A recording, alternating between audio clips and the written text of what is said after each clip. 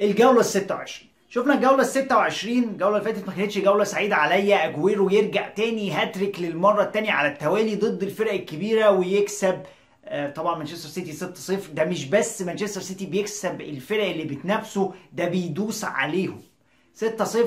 4 أهداف في تقريبا اول 25 دقيقه، وده اللي خرج لعيبه تشيلسي بره المباراه تماما. خلينا نتكلم بصراحه، فرقه كانت تايهه تماما، ومانشستر سيتي لبهم هدفين في اول تقريبا 10 دقائق، فده خرج خلاص لعيبه تشيلسي بره المباراه 2-0 بعد اول 10 دقائق. والاخطاء نزلت اكتر واكتر، واللي زود الموضوع على تشيلسي ان هم راحوا لعبوا مانشستر يونايتد في الكاس وخرجوا 2-0، يعني اتغلبوا 6-0 من السيتي و2-0 من اليونايتد.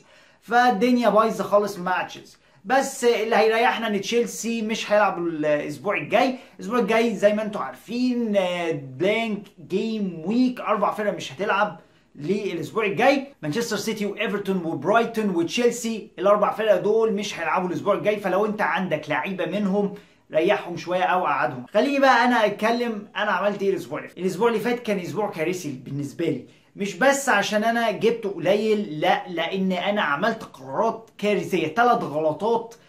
اولهم ان انا بعت ستيرلينج وقررت ان انا اجيب سون عمل اللي عليه وجاب جول، بس ستيرلينج اللي تألق وعمل هدفين واسيست وجاب 18 نقطة وكان هو نجم الجولة بلا أي منازع. تاني غلطة إن أنا بعت فاردي وجبت أوباميانج. ماشي، فاردي ما جابش نقط كتير بس على الأقل أحسن من أوباميانج اللي ما لعبش. أما تالت غلطة بقى وهي إن أنا قعدت إيدرسون على الدكة ولعبت رايان اللي جاب 0، في المقابل إيدرسون اللي على الدكة جاب كلين شيت وجاب نقطة واحدة من السيفز. فكان أسبوع كارثي. أنا لو كنت يعني سبت الفرقه زي ما هي الاسبوع اللي فات، يعني ما فتحتش خالص، كنت مكابتن ستيرلينج والدنيا عالي العال، وحتى كنت سايب فاردي، وكان زماني مثلا عديت ال 80 نقطه الاسبوع ده. بس يعني الحمد لله، ان شاء الله نعوضها في الاسابيع الجايه. خلينا نتكلم بقى تفاصيل شويه عن الاسابيع اللي جايه. خلي بالك الاسبوع ال 27 بلانك جيم ويك، زي ما قلنا ال4 فرق مش هيلعبوا. الجولة ال 31 هتبقى بلانك جيم ويك، وده البلانك الكبير. 5 ماتشات بس هتتلعب، منهم مثلا لعيبة من تشيلسي هتلعب ولعيبة ليفربول. غير كده مفيش اي حد من التوب 6 هيلعب في الاسبوع ده. ده الوقت المناسب انك انت تشغل الفري هيت اللي قلنا لك اركنها شوية للبلانك جيم ويك. والاسبوع ال 31 هو الوقت المناسب انك انت تفعل الفري هيت، بل ان ده فعلا الاسبوع اللي الفري هيت معمول عشان. نطلع بقى للاسبوع اللي بعده، الاسبوع ال 32 هيبقى دبل جيم ويك. نطلع بقى على الاسبوع ال 33 واللي هيبقى بلانك جيم ويك، بس مش هيبقى بلانك جيم ويك كبير زي الاسبوع ال 31.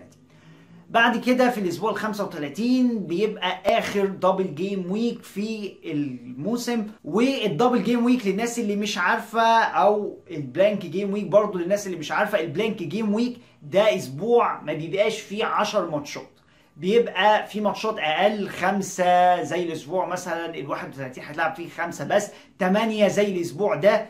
ففي 4 فرق الاسبوع ده مش هتلعب، وفي 10 فرق مش هتلعب الاسبوع الواحد ده. اما بقى الدبل جيم ويك دي بتبقى جوله بتتحسب لك نقطها، زي ما شفنا الاسبوع اللي قبل اللي فات مانشستر سيتي، واتحسب للناس اللي عندها لعيبه من مانشستر سيتي ماتشين، سواء لاجويرو لعب ماتشين، ستيرلينج لعب ماتشين، لابورت، كل الناس دي لعبت. حاجه كمان للناس اللي ما عندهاش فري هيت وضيعتها بشكل ما، في 3 فرق هم 5 يعني ما عندهمش لا بلانك جيم ويك ولا دبل جيم ويك، بس منهم 3 تقدر تعتمد عليهم، هم ليفربول وليستر سيتي وويست هام. دول 3 فرق ممكن لا هم عندهم لا بلانك ولا دبل، هم ماشيين عادي، هيلعبوا الجولات اللي جايه عادي جدا ومفيش اي حاجه، ممكن تعتمد عليهم لو انت ما عندكش فري هيت، وربنا يستر يعني عليك في الجوله ال 31. خلينا بقى نبتدي في حلقه النهارده، وما تنساش تعمل جوين الليج بتاعنا، هتلاقي الكود ظاهر قدامك دلوقتي على الشاشه، ولو ما عملتش لايك اعمل لايك واشترك في القناه عشان يوصل لك فيديوهاتنا.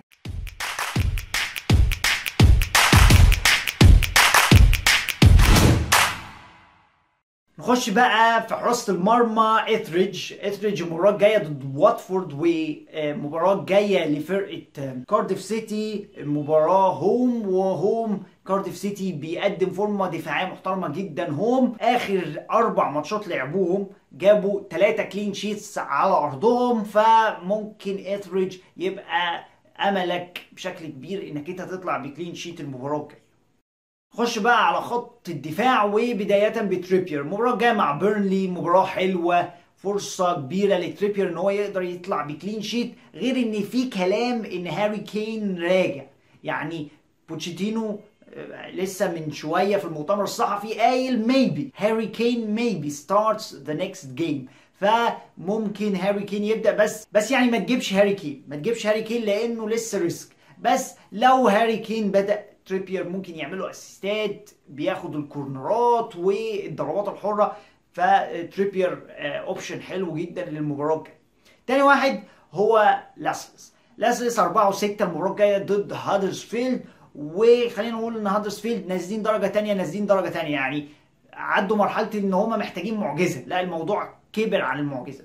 والمباريات الجايه لحد اخر الدوري مفيش فيهم غير مباراتين بس صعبين، يعني بتتكلم من دلوقتي من الاسبوع 27 لحد الاسبوع 38 ممكن تجيب لاسلس، وخصوصا ان احنا عارفين ان فورمه نيوكاسل الدفاعيه فورمه جامده جدا وخصوصا على الارض.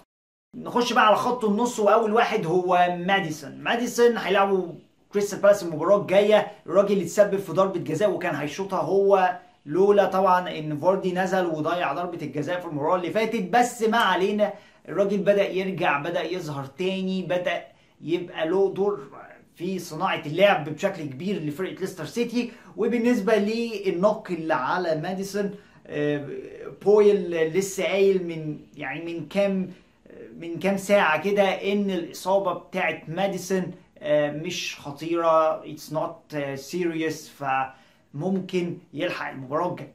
تاني واحد هو طبعا فليب اندرسون وفرقه ويست هام يا جماعه، اللي لا عندهم لا بلانك ولا دبل. فانت لو من الناس اللي طبعا ما عندهاش فري هيت، لان وارد تكون ناس يعني فرطت بشكل ما في الفري هيت بتاعها، ممكن تجيب لعيبه من ويست هام وليستر زي ما قلنا، على اساس ان هم كده كده هيلعبوا في البلانك جيم ويك، فيقللوا لك شويه يعني الخسائر اللي هتحصل في الاسبوع ال 31. وكمان مبارياتهم حلوه جدا الفتره الجايه. بالنسبه لخط الهجوم، وبدايه بجيمس فاردي صحيح نزل المباراه اللي فاتت وضيع ضربه الجزاء، وده كان هيخرجه بره الماتش لولا ان هو رجع تاني وجاب هدف، بس للاسف ما كانش كافي طبعا ان هم يفوزوا او يحسبوا المباراه اللي فاتت. بس المباراه الجايه مع كريستال بالاس، وفاردي انا حاسه هيلعلع اليومين دول، وخصوصا زي ما قلنا ان فاردي خلاص ماتشاته الجايه حلوه جدا لحد الاسبوع ال 35 ماتشاته حلوه. اخر 3 جولات يعني عندهم ماتشات صعبه، بس من دلوقتي لحد الاسبوع ال 35 ماتشات حلوه جدا، ممكن تجيب عناصر من ليستر سيتي واكيد اولهم فاردي. تاني واحد في خط الهجوم هو عوده الراجل الزجاجي وارناوتوفيتش، اللي كل شويه يرجع وبعدين يتصاب، يرجع ويتصاب. المره الجايه مع فولام، المباراة الجاية يعني فولام الجريح الضعيف دفاعيا واللي حالته زي الزفت دفاعيا، فممكن تبقى حفلة لفرقة ويست هام في المباراة الجاية، وخصوصا ان ارناوتوفيتش راجع، وارناوتوفيتش قدام الجول مش بيهزر. بالنسبة بقى لخيارات الكابتنة والثلاث كباتن بتوعنا النهاردة، اول واحد هو اوباميانج. ماتشين حلوين جدا لارسنال الماتشين الجايين دول. اوباميانج بيبدع ضد الفرق الصغيره والضعيفه اللي بره التوب 6. المباراه الجايه ولا اسهل فرصه اوباميانج ان هو يرجع تاني، لان اجويرو قفز مكانه في الصراع على هداف الدوري. بالنسبه لتاني واحد هو السون، اللي بيقدم تقريبا جول كل اسبوع، جاب في تشامبيونز ليج، جاب الاسبوع اللي فات، جاب الاسبوع اللي قبله. تالت واحد هو اختيار ريسك شويه بس بول بوجبا المباراه اللي فاتت جاب هدفين، غير في مباراه تشيلسي جاب جول وعمل اسيست. فاي حركه تقريبا لفرقه مانشستر يونايتد، زي ما اتكلمنا زمان على هازارد، اي اداء لفرقه تشيلسي كان هازارد بيساهم بيه سواء هدف او اسيست، بوجبا بيساهم بهدف او اسيست لاي جول او اي حاجه مانشستر يونايتد يعملها في العمر. وبكده نكون وصلنا لنهايه حلقتنا النهارده ويلا فانتسي والجوله ال 27. ما تنساش ان الديدلاين بتاعنا يوم الجمعه مش السبت، يوم الجمعه ان شاء الله الساعه 8:45 دقيقة بالليل، فما تأجلش تبديلاتك ليوم السبت. ولو ما تابعتش حلقة فانتسي الدوري الإيطالي هتلاقي الحلقة ظاهرة قدامك دلوقتي على الشاشة، ونشوفه إن شاء الله في الحلقة الجاية. ويلا فانتسي.